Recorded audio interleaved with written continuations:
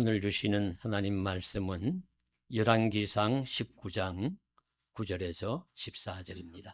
엘리야가 그곳 굴에 들어가 거기서 머물더니 여호와의 말씀이 그에게 임하여 이르시되 엘리야야 내가 어찌하여 여기 있느냐. 그가 대답하되 내가 만군의 하나님 여호와께 열심히 유별하오니 이는 이스라엘 자손이 주의 언약을 버리고 주의 제단을 헐며 칼로 주의 선지자들을 죽였음이오며 오직 나만 남았거늘 그들이 내 생명을 찾아 빼앗으려 하나이다. 여호와께서 이르시되 너는 나가서 여호와 앞에서 산에 서라 하시더니 여호와께서 지나가시는데 여호와 앞에 크고 강한 바람이 산을 가르고 바위를 부수나 바람 가운데 여호와께서 계시지 아니하며 바람 후에 지진이 있으나 지진 가운데에도 여호와께서 계시지 아니하며 또 지진 후에 불이 있으나 불 가운데에도 여호와께서 계시지 아니하더니 불 후에 세미한 소리가 있는지라. 엘리야가 듣고 겉옷으로 얼굴을 가리고 나가 굴 어귀에 서매 소리가 그에게 임하여 이르시되 엘리야야 내가 어찌하여 여기 있느냐. 함께 보십니다. 그가 대답하되 내가 만군의 하나님 여호와께 열심히 유별하오니 이는 이스라엘 자손이 주의 언약을 버리고 주의 제단을 헐며 칼로 주의 선지자들을 죽였음이오며 오직 나만 남았거늘 그들이 내 생명을 찾아 빼앗으려 하나이다. 아멘. 파스칼은 뛰어난 수학자요, 철학자요, 신학자요, 탁월한 인간 관찰자로서 잘 알려져 있습니다. 그가 인간을 깊이 관찰한 결과 인간의 영혼 속에는 빈 공간이 있다는 것을 보았습니다.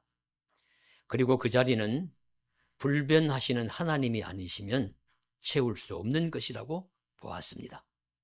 그래서 인간은 신을 찾을 수밖에 없는 존재라고 정의를 했습니다. 고대 신학과 사상의 기초를 놓았으며 성인으로도 불리는 아우구스티누스는 고백록에서 주님께서 우리를 주님을 향하도록 지으셨기에 우리의 영혼은 주님 안에서 안식을 얻기까지 쉼을 얻지 못합니다 라고 고백했습니다. 그래서 과학이 끝없이 발전하고 온갖 사상이 난무하면서 무신론적 과학자나 사상가들이 신은 죽었다든지 이제 종교는 무익하다든지 하는 말들을 할지라도 여전히 하나님을 찾는 신앙은 사라지지 않을 것이 분명합니다. 왜냐하면 위대한 신앙의 인물들이 고백한 것처럼 인간에게는 하나님을 통하지 않고는 채울 수 없는 빈 공간이 있기 때문입니다. 하지만 이 공간을 사람들은 여러 가지로 채우려고 나름대로 애를 씁니다.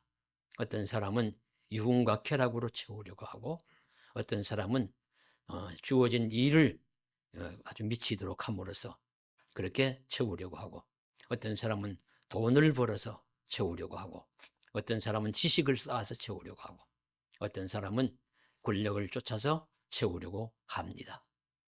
그러나 우리는 근본적으로 사람이 가진 이 빈 공간, 빈터를 하나님이 아니시면 채울 수 없다는 것을 알기 때문에 하나님을 믿는 신앙생활에 더 열심을 내고 하나님을 찾는 일에 더 열중할 것입니다.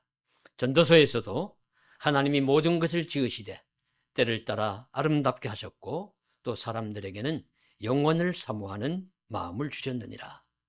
전도서 3장 11절에 말씀하십니다. 이 영원을 사모하는 마음으로 신실한 사람들은 끝없이 하나님을 찾고 만나는 여행을 지속할 것입니다. 이 여행을 지속하는데 우리 시편 기자가 표현한 것처럼 목마른 사슴이 시냇물을 찾듯이 내 영혼이 주를 찾기에 갈급하나이다 하는 심령으로 주님을 찾아 나설 것입니다.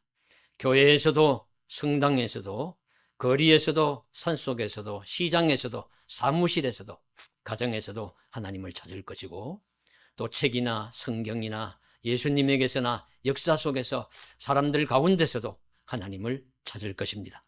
하나님은 자기를 찾는 자들을 만나 주실 것입니다. 사모하는 영혼을 만족해 하시고 줄인 영혼을 채우시는 우리 하나님의 은혜가 임재하셔서 하나님을 찾고 구하는 자를 만나 주시고 지켜주실 줄로 믿습니다. 그래서 우리도 하나님을 찾는 일에 동참하며 하나님을 찾는 일에 성실하고 열심히 하시기를 간절히 바랍니다. 오늘 하나님을 찾는 한 사람에 대한 이야기를 하고자 합니다. 이 사람은 엘리야인데 좀 특별해요. 왜냐하면 하나님이 어디 계신지 모르고 하나님의 능력도 체험하지 못하고 그랬기 때문에 하나님을 찾는 것이 아니라 이미 하나님을 많이 체험하고 하나님의 놀라운 역사를 깊이 경험하고 하나님의 기적을 나타내었던 하나님의 도구로 많이 쓰임받은 그런 인물임에도 불구하고 또 하나님을 찾아서 나섭니다. 그래서 그는 여전히 하나님께 대하여 목마른 자와 같습니다. 하나님께 대하여 목마르다 하는 그런 마음을 가진 자죠. 그는 이런 사연이 있습니다. 북이스라엘의 대단히 악한 왕인 아합과 이세벨 시대를 살았던 하나님의 선지자가 엘리야입니다. 아합과 이세벨은 악독하기로 소문난 왕인데 특별히 이세벨은 자기 집에서 자기 그 본국에서 섬기던 바알과 아세라 신상을 들여오고 그 선지자들을 들여와서 키우면서 장려하면서 이스라엘을 혼합주의 국가, 불신앙적인 하나님 믿는 신앙을 흐리게 만드는 일에 앞장섰던 그런 자입니다. 그럴 뿐만 아니라 하나님을 믿는 선지자들을 핍박하고 죽이고 박해하던 그런 시기였습니다. 그래서 하나님이 이런 시대를 바로잡으시려고 그들에게 기근을 주셨어요. 그래서 기근을 주시면서 엘리야에게 먼저 말씀하셨습니다. 내 말이 없으면 이 땅에 수년 동안 비도 있을 도 있지 아니하리라. 하나님이 말씀하실 때까지는 그저 물 그림자도 찾지 못할 것이다. 그렇게 이제 말씀을 하셨죠. 그래서 이 엘리야는 그런 시대를 살아가게 되는데 하나님의 은혜와 기적으로 기적적인 삶으로 그 삶을 이어갑니다. 그래서 처음에는 요단강 그릭 시냇가에 머물면서 까마귀들이 물어다 주는 고기와 떡을 먹고 시냇물에 물을 마시면서 살았는데 시간이 지나니까 그 물도 말라버려요. 그래서 어떻게 살아갈까 하는데 하나님이 저기 멀리 사르밧 여인에게로 가라. 그래서 그 사르밧 여인을 찾아가서 사르밧 땅에 있는 여인을 찾아가서 가루통에 가루가 마르지 아니하고 또 기름병에 기름이 마르지 아니하는 역사를 체험하면서 그 한 3년여를 살아갑니다. 그 3년여 기근이 끝날 때쯤 되어갈 때 하나님이 또 주선을 하셨죠. 엘리야와 바알과 아세라 선지자 850명과 갈멜산에서 누가 섬기는 신이 정말 참신인지를 생명을 걸어놓고 대결을 합니다. 그래서 이쪽에는 하나님을 믿는 곳에는 엘리야 단 한 사람이고 바알과 아세라를 믿는 선지자들은 850명인데 그 이제 대결을 해서 하나님이 그 엘리야가 부르짖을 때 불로 응답해 주셔서 제물을 태워 주시고 바알 선지자들이 그들이 행위를 할 때 아무 응답도 못하게 하심으로써 엘리야가 이기도록 하셔요. 그래서 엘리야가 약속대로 그들을 다 죽이게 되고 그런 이제 승리를 맛보게 되는 놀라운 역사를 체험하고 그리고 그토록 기다리던 비를 엘리야의 기도를 통해서 하나님께서 이루어 주시는 그런 과정으로 비를 보내주십니다. 이런 놀라운 역사를 우리 체험한 엘리야입니다. 이럴 때 엘리야가 어떤 생각을 했을까요? 어떤 기대를 했을까요? 이런 놀라운 신앙의 승리로 말미암아 엘리야는 세상이 바뀔 줄로 알았던 것 같습니다. 갈멜산 영적 전쟁에서 승리하고 비를 구하는 엘리야의 기도에 응답하여 비를 내려주시는 그런 놀라운 일이 일어나므로 세상이 바뀌어 자신을 위협하는 왕과 왕후의 세력인 아합과 이세벨은 아무 힘도 쓰지 못하고 굴복할 것이고 하나님이 주관하는 평화의 세상이 될 것을 기대했으리라고 보여집니다. 엘리야의 신변에는 평화와 안전이 있고 세상은 하나님의 나라 천국처럼 변할 것으로 기대했습니다. 그래서 엘리야는 쏟아지는 비를 맞으면서 허리를 동이고 이스라엘 평야를 아합의 그 전차 마차 앞에서 뛰어가면서 행진하는 맞으면 동이고 뛰어가는 그런 당당한 모습을 성경은 묘사하고 있습니다. 그런데 세상은 어떠했습니까? 엘리야의 주변 환경은 만사형통으로 바뀌었을까요? 그렇지가 않았습니다. 갈멜산의 승리와 흉년과 기근이 끝난 기쁨은 잠시일 뿐이고 세상은 여전히 흉흉했습니다. 오히려 자신의 선지자들이 죽임을 당하고 원수처럼 여기는 엘리야가 승리한 것을 독사 같은 권력자 왕후 이세벨이 들었습니다. 그녀는 분노했고 그녀는 엘리야를 죽이지 않으면 하늘의 신들이 내게 벌을 내림이 마땅하다고 장담을 하면서 엘리야를 죽일 것을 명했습니다. 엘리야는 오히려 도망자가 되고 쫓기는 자가 되었습니다. 이스라엘의 북쪽인 저 사마리아 지역에서 저 남쪽 사막 광야 남쪽에 있는 하나님의 산 호렙까지 엘리야는 도망을 가서 그 호렙산의 동굴 안에 들어가서 하나님이 어떻게 말씀하실는지 이 상황에 대해서 자기가 품고 있는 문제, 의문에 대해서 어떻게 말씀하시는지를 듣고자 하는 것입니다. 이런 긴 이야기를 통해서 우리가 깨달을 수 있는 것이요, 무엇이겠습니까? 엘리야는 여전히 하나님의 응답에 목이 마르다는 사실입니다. 그는 여전히 하나님의 응답에 배가 고픕니다.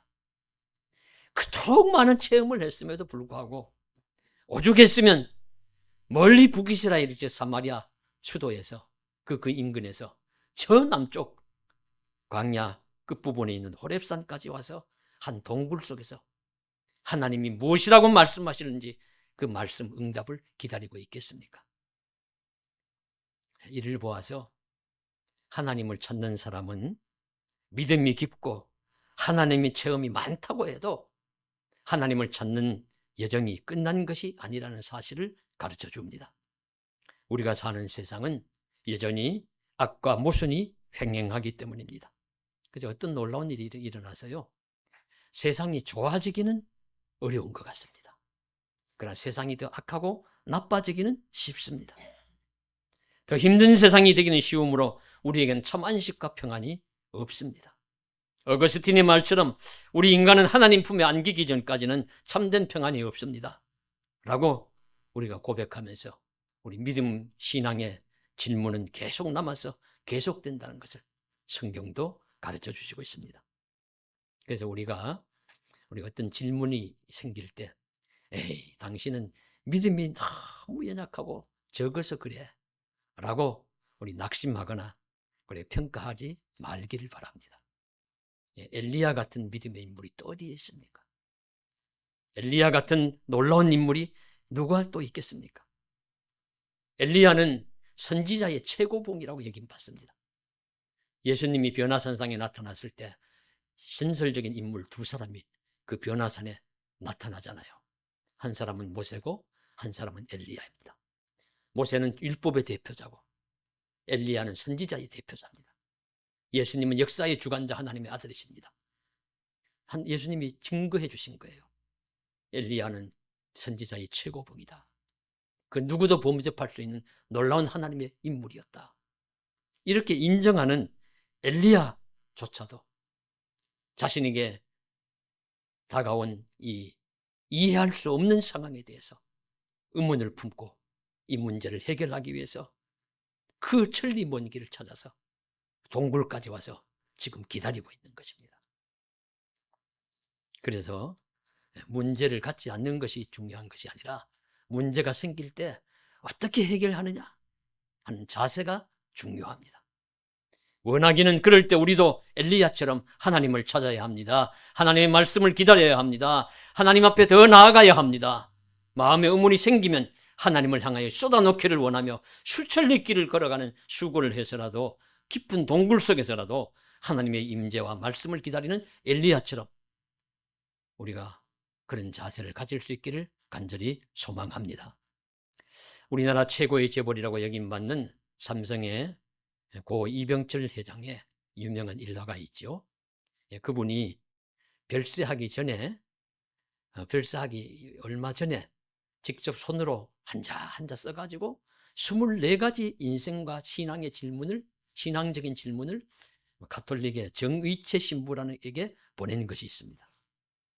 그 질문들은 이런 내용들인데요. 신의 존재를 어떻게 증명할 수 있나? 신은 왜 자신의 존재를 똑똑히 드러내 보이지 않는가? 또 신이 인간을 사랑했다면 왜 고통과 불행과 죽음을 주었는가? 언젠가 생명의 합성, 무병장수의 시대도 가능할 것 같다. 이처럼 과학이 끝없이 발달하면 신의 존재도 부인되는 것 아닌가? 죽은 후에 영혼은 죽지 않고 천국이나 지옥으로 간다는 것을 어떻게 믿을 수 있는가? 이런 질문들을 했다고 해요. 직접 손으로 써가지고 보냈다는 것이죠. 그것이 여러분 찾아보시면 더 이제 많이 나옵니다. 24가지 질문이었으니까. 예, 우리 한국 최고의 부자 중에 한 사람도 죽음을 눈앞에 두고서는 인생과 신앙에 대한 이런 질문을 하게 되는 것입니다. 저는 개인적으로 생각을 하면서 그분이 좀 더 일찍 이런 질문에 마음을 가졌으면 얼마나 좋았을까. 하나님 앞에서 이런 질문을 내어놓고 간절히 고심하고 좀 찾았을 때 하나님께서 답을 주셨다면 그가 많은 의문을 풀었을 것이고 많은 신앙적인 후세와 또 사람들을 위해서 더 의미 있는 일들을 많이 하지 않았을까 하는 생각도 해보게 됩니다. 어떠하든 사람은 누구나 하나님을 간절히 찾고 하나님께 질문을 품고 살아가야 하는 존재라는 것을 우리가 알 수 있습니다. 그래서 우리도 저와 여러분도 엘리야처럼 해결되지 않은 깊은 문제가 있다면 호렙산 동굴을 찾아서라도 하나님께 묻고 기다리는 시간을 가질 수 있기를 소원합니다. 나의 호렙산은 어디일까요? 질문을 던지면서 그것이 여러분의 기도의 자리, 예배의 자리, 또 하나님의 응답이 주어지는 우리 빗소망 자리가 되기를 간절히 소망합니다. 이렇게 하나님의 응답을 바라며 먼 길을 달려와 호렙산 동굴에서 기다리는 엘리야에게 하나님은 묻습니다. 엘리야야, 내가 어찌하여 여기 있느냐? 9절과 3절 13절에 두 번이나 반복해서 똑같은 말씀을 물어요. 엘리야야, 내가 어찌하여 여기 있느냐? 하나님이 엘리야 왜 왔는지 모르시지 않죠? 다 아시고 질문하십니다. 하나님은. 그래도 질문하시는 이유는, 하나님이 또 물으시는 이유는 우리의 입술로 좀 드러내기를 원하시는 것 같아요. 그래서 아담도 어디 숨었는지 아시면서도 아담아 내가 어디 있느냐? 가인이 아벨 죽인 거 아시면서도 내 아우 아벨이 어디 있느냐? 야곱의 이름을 몰라서 내 이름이 무엇이냐? 이스라엘 골짜기에 뼈가 살아날 줄 몰라서 이 뼈들이 살겠느냐? 다 아시면서도 입술로 대답하기를 원하셔서 하나님은 물으십니다. 엘리야는 저 사마리아 그곳에서 저 남쪽의 시내 호렙산까지 제가 거리를 하면 얼마나 되는가를 찾아보았더니만 직선 거리로 해서 400km 정도 된대요. 400km 정도 되는데 물론 고대 시절의 지명이고 해서 그 자리가 지금 정확하게 어디 자리인지는 정확한 자리는 알 수 없다고 하지만 그래 추론해서 하는 자리가 400km 되는데 그것이 이제 길로 이렇게 따지면은 한 600, 700km 정도 되지 않겠느냐 그렇게 봅니다. 그것을 이제 걸어 가지고 갔으니까 그래서 그 브엘세바에서도 호렙산까지만 해도 밤낮 40일 걸었다고 하잖아요. 물도 먹지 않고 밥도 먹지 않고 그렇게 먼 길을 걸어서 엘리야가 그 동굴 속에 가서 있을 때 하나님이 내가 어찌하여 여기 있느냐 그렇게 물으십니다. 그때 엘리야가 대답합니다. 10절 말씀입니다. 내가 만군의 하나님 여호와를 향한 열심이 유별나다는 것을 밝힙니다.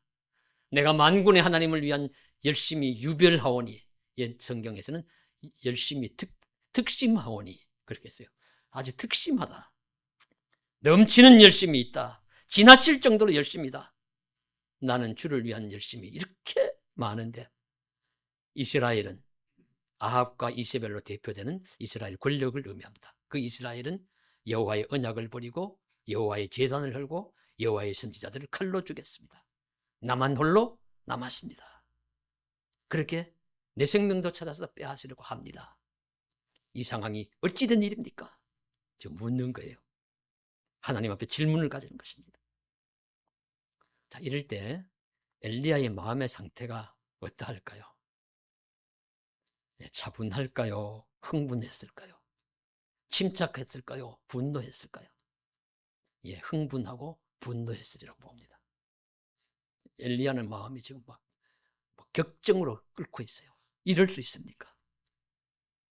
내가 하나님을 위하여 얼마나 열심히 살았는데 세상은 여전히 변하지 않고 있습니다. 나와 같은 선지자들은 다 죽었고 나도 죽음이 코앞에 다가왔습니다. 하나님 어찌 된 일입니까? 이럴 수 있습니까? 라는 항변이 분명합니다. 매우 흥분하고 있습니다. 그때 하나님이 대답하십니다. 산 앞에 나가서 서라. 내가 지나갈 터인데 내가 어떻게 지나가는 건지 한번 봐라. 내가 어떻게 나타나는지를 보라. 그러시면서 이제 오늘 암송 말씀인데 하시는 것이죠. 크고 강한 바람이 지나가는데 바위를 부수고 산을 흔드는데 하나님이 거기에 계시지 않고, 바람 후에 지진이 일어나는데 지진 속에서도 하나님이 계시지 않고, 지진 후에 불이 일어나는데 불 속에서도 하나님이 계시지 않았습니다. 그런데 놀랍게도 바람과 불과 지진은 다 하나님이 임재하시는 아주 통상적인 그런 징표라고 볼 수 있습니다. 오순절 성령의 마가의 다락방 성령 충만할 때 바람 같은 성령이 일어나잖아요. 불 같은 성령, 모세의 떨기나무 불꽃도 꺼지지 않는 불, 그리고 호렙산에서 호렙산이 아니라 갈멜산에서 그 대결을 할 때도 하늘에서 불이 내려가지고 하나님의 불이 내려가지고 제물을 태우는 모습, 하나님의 현년의 모습을 보여주십니다. 그리고 고라 일당이 민수기에 보시면 심판을 받을 때 땅이 쩍 갈라지는 지진을 일으켜서도 하나님의 임재의 모습을 보여주십니다. 하나님이 주신 통상적인 모습인데 엘리야에게는 그런 속에서 하나님이 나타나시지 않으셨어요. 그냥 그런 징조만 보여주십니다. 그리고 하나님이 나타나시는데 어떻게 나타나십니까? 세미한 소리로 응답하십니다. 세미한 소리가 들리는데, 세미한 소리, 젠틀 휘스퍼, 부드러운 목소리, 부드러운 속삭임, 매우 조용한 음성으로 하나님이 말씀하십니다. 그래서 이 임재하시는 모습을 통해서 메시지를 주는 것이죠. 엘리야야, 흥분하지 말아라. 분노하지 말아라. 달래시는 것입니다. 우리 사람이 흥분하고 분노할 때 하나님은 찾아오셔서 우리를 먼저 달래십니다. 조용히 달래어 주십니다.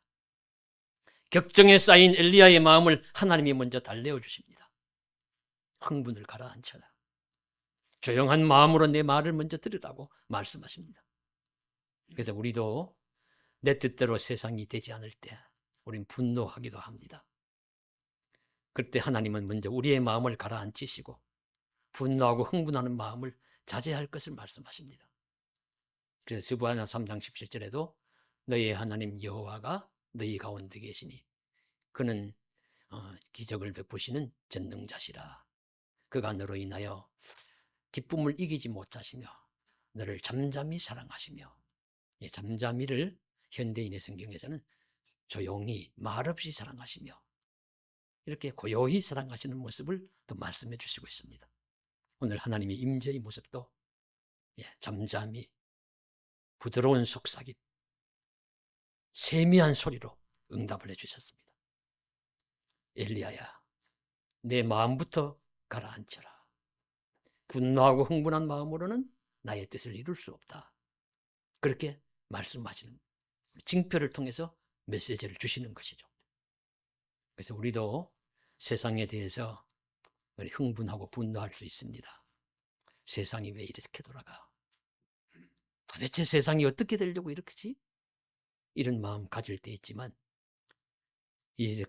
그래도 이렇게 세상이 돌아가고 지켜지는 것은 하나님의 달래심 때문입니다. 하나님의 부드러운 사랑 때문입니다. 그런 세상과 사람을 하나님은 세미한 음성으로 역사하시면서 조용히 부드럽게 달래어 주십니다. 이 부드러운 하나님의 사랑을 맛보며 하나님의 뜻을 잘 헤아릴 수 있는 저와 여러분 되시기를 간절히 소망합니다. 그러면서 이제 음성 속에 내용이 들어있죠. 그 세미한 음성 속에 들어있는 구체적인 말씀이 무엇이냐면 15절 이하에 나오는 말씀인데요. 이런 내용입니다. 내 길을 이제 돌아가서 다시 이제 다메섹으로 가서 하사엘에게 기름 부어 아람 왕이 되게 하고, 님시의 아들 예후에게 기름 부어서 이스라엘 왕이 되게 하고, 엘리사에게 기름 부어서 선지자 되게 해라. 그렇게 하나님이 가르쳐 주십니다.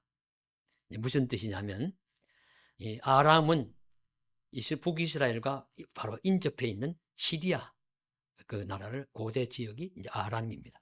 그 아람 왕, 그 북이스라엘이 직접 영향을 미치기 때문에 아람 왕을 교체할 것을 말씀하시고 있고요. 그리고 핍박의 당사자인 그 아합과 이세벨을 그것을 심판하셔서, 예후를 통해서 심판하셔서 이스라엘 왕조를 바꾸어 주실 것을 말씀하시고 있고, 또 선지자 이제 이 엘리야는 할 일을 많이 했습니다. 하나님 부르실 날이 다가오니까 내 후계자 엘리사를 선택해서 후계자로 삼아라, 이렇게 말씀하십니다. 그 말씀의 뜻은 무엇이냐면, 하나님이 가만히 계시는 것이 아니라 이 역사 속에서 간섭하고 계시고 개입하고 계시고 관여하고 계시고 세밀히 하나님께서 직접 우리 관여하신다는 것을 말씀으로 가르쳐 주시고 있습니다. 그래서 오늘날 우리들도 이제 질문이 그것이죠. 하나님, 왜 이런 세상을 그냥 두고 보고만 계십니까? 구체적으로 인생과 역사에 하나님 관여하고 계십니까?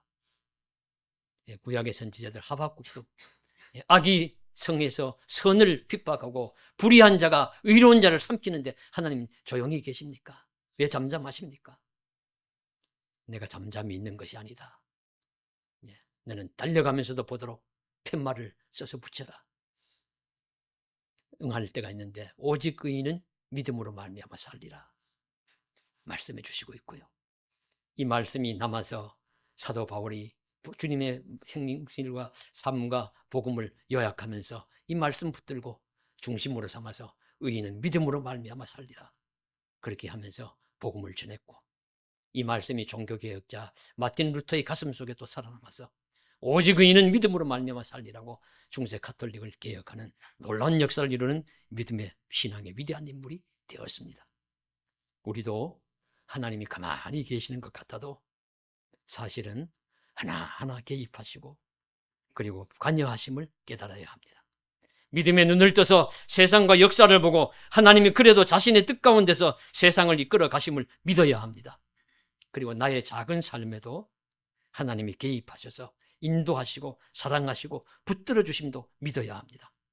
우리는 당면하는 사건과 일만 보면서 일비하지만 하나님은 먼 역사를 보시고 자신의 선하신 방향으로 인도하셔 주실 것입니다. 이 진실을 믿으며 엘리야를 통해서 한 시대의 역사를 교체해 주시는 것을 우리가 보면서 오늘 우리의 믿음과 기도를 통해서도 한 시대를 좀 더 의미 있고 아름답게 변화시키는 모습을 보기를 간절히 소망합니다. 그리고 이어서 한 가지 말씀을 더 하십니다. 그러므로 엘리야에게 힘과 용기를 주시는데요. 엘리야야, 너 혼자 남았다고 지금 자꾸 얘기하지? 우리 엘리야가 지금 강조하는 것이 그거예요. 나만 홀로 남았습니다. 나만 남았습니다. 그런데 나도 죽이려고 합니다. 이럴 때 이 하나님이 말씀하시기를, 내가 이스라엘 가운데서 바알에게 무릎을 꿇지 않은 자 7,000명을 남겨두었다. 이런 놀라운 말씀을 하십니다. 엄혹한 아합과 이세벨의 시대에도 7,000명의 남은 자, 하나님 믿음을 지키는 자를 남겨두셨다고 말씀하십니다. 그리고 엘리야에게 내 혼자 외로운 신앙의 싸움을 하는 것이 아니라는 것을 지금 말씀하시는 거예요. 너 혼자 외로운 신앙의 싸움을 하는 것이 아니라 동역자들이 기도하고 있고 많은 사람이 믿음의 길을 떠나지 않고 있다고 말씀하십니다. 엘리야의 눈으로 보지 못할 뿐이지 7,000명이 있다. 오늘날 같으면 얼마나 계실까요? 오늘날도 가끔씩 믿는 자를 보겠느냐 이렇게 하면서 탄식하는 소리를 듣습니다. 그런데요, 저의 좁은 소견으로 보아도 우리 한국에 교회가 몇 개가 있습니까? 개신교회만 해도 수만 개 되지요. 수만 개 되는데 그 수만 개의 교회가 그래도 십자가를 팻말을 들고 십자가를 붙이고 교회가 유지되는 것에는요, 믿음의 성도님들이 최소 한 분 이상은 있습니다. 교회마다 한 분 이상은 있습니다. 한 분씩이라 해도 몇만 명이 계십니다. 10사람이 한 교회에 있으면 수십만 명의 믿음의 사람들이 있습니다. 우리는 함께 신앙생활을 하고 있습니다. 그래서 낙심하지 말아야 합니다.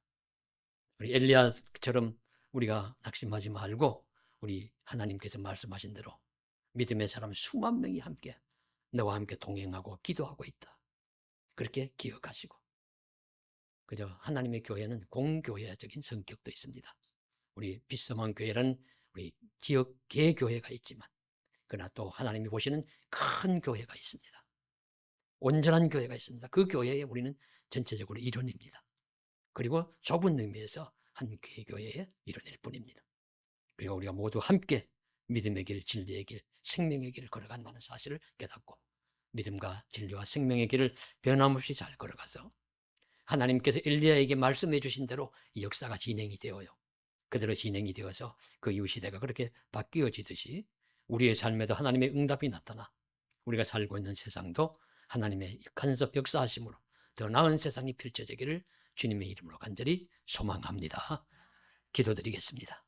사랑하는 하나님, 엘리야에게 오셔서 응답해 주시는 하나님, 엘리야는 그렇게 많은 기적과 체험을 했음에도 불구하고 또 눈앞에 닥친 이해할 수 없는 상황에 대해서 수천리 길을 걸어가서 하나님 앞에 응답받기를 하나님을 찾아 구하고 있습니다. 그런 간절함으로 저희도 살게 하여 주옵시고, 닥치는 어려움과 여러 가지 이해할 수 없는 상황이 우리 하나님 앞에 간절히 내어놓고 간구하고 부르짖을 때 응답받게 하여 주시옵시고, 그래서 그 응답의 도구가 되어서 우리 작은 삶을 통해서라도 하나님의 역사가 이루어지는 일에 동참하게 하여 주시옵소서. 우리 주님 예수님의 이름 받들어 간절히 기도드리옵나이다. 아멘.